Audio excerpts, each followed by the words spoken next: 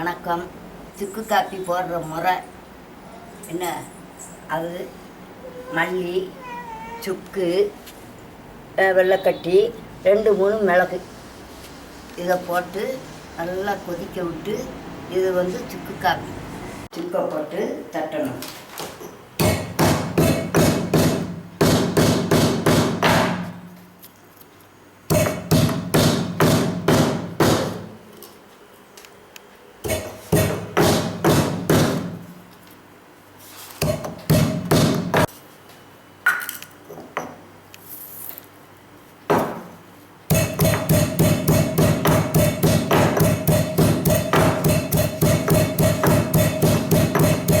மூணாவது 2-3 மிளகு.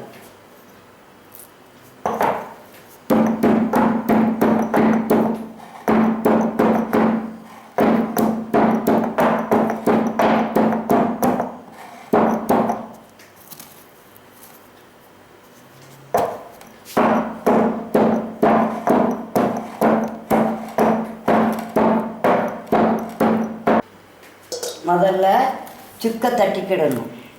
2வது கொத்தமல்லியை போட்டு தட்டணும். 3வது மிளகு 2-3 போட்டு தட்டணும். 4வது இந்த வெள்ளைக்கட்டியை ஒரு தட்டியில் போட்டு 2 டம்ளர் தண்ணி ஊற்றி கொதிக்க விடணும்.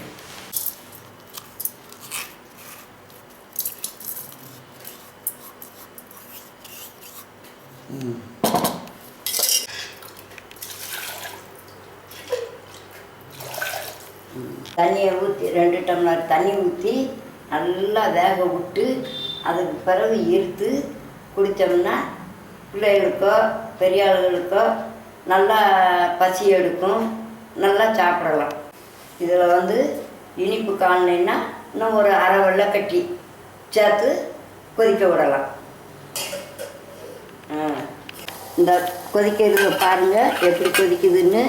நல்லா கொதித்து இந்த கரட்டி வெள்ளைக்கட்டி பூரா கரையிறாப்பில் வச்சு அதுக்கு பிறகு இழுத்து பிள்ளைகளுக்கு கொடுத்துக்கலாம், பெரிய ஆளுங்களுக்கு குடிச்சிக்கலாம்.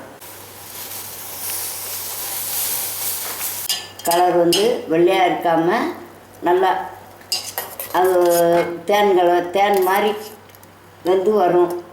தேன் கலர் மாதிரி இருக்கும் வெந்த உடனே. சுக்கு மல்லி காப்பி குடித்தால் தலைவலி, தலைப்பாரம், சளி தொல்லைகள் உடம்புக்கு உடன் நீங்கும். செரிமானம் குறைவு, பசித்தன்மை, மந்தம், வாய்வு, மலச்சிக்கல், சளி, ஆஸ்மா, சர்க்கரை நோய், வெள்ளைப்படுதல், சோம்பல் போன்ற பிரச்சனைகள் தீரும். என்ன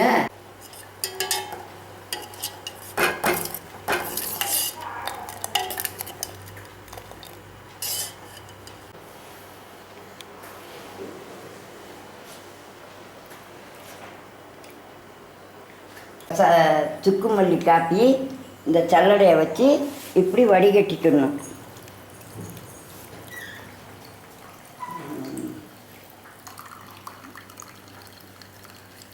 வடிகட்டியாச்சு. மருத்துவ பயிரில் இது சுக்கு மல்லி காப்பி.